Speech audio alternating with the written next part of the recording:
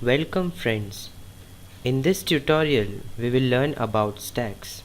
Now, what is a stack?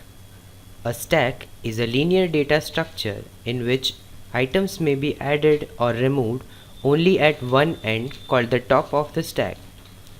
Stacks are also called LIFO lists, piles and push down lists. LIFO means what comes last must be removed first, or last in first out. Examples of stacks are stack of dishes, stack of books. Now, the basic terminologies used while operating with stacks. Push is the term used to insert an element into a stack.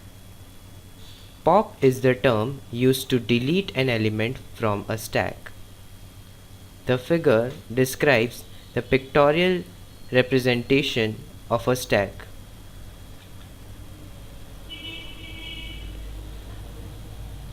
Now we will talk about the stack operations that are push, pop, peep and change.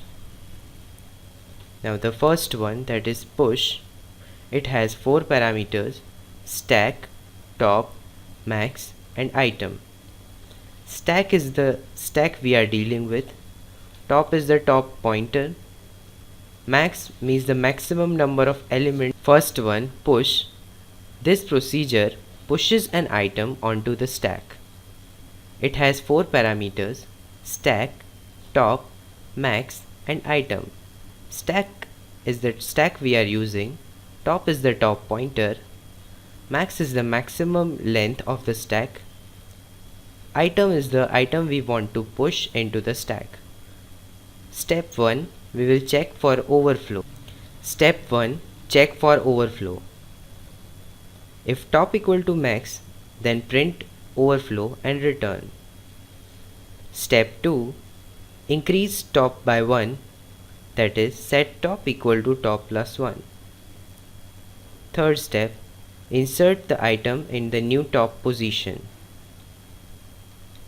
Set stack of top equal to item and return. The second one is pop. This procedure deletes the top element of stack and assigns it to the variable item. Step 1, check for the stack underflow. If top equal to 0, then print underflow and return. Step 2, assign top element to item. Step 3, decrease top by 1. Step 4, return. The third one is peep. This procedure returns the value of the ith element from the top of the stack. It has 3 parameters: stack, top and I.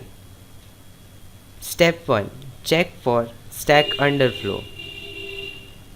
If top minus I plus 1 less or equal to 0, then write stack underflow on peep and take action in response to underflow and exit.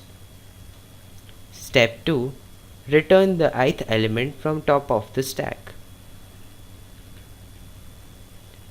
Now the fourth and the last one, that is change. This procedure changes the value of the ith element from top of the stack with x. Step 1, check for the stack underflow. If top minus I plus 1 less or equal to 0, then write stack underflow on change and take action in response to underflow and exit. Step 2, change the ith element from top of stack. And step 3, finished, that is return.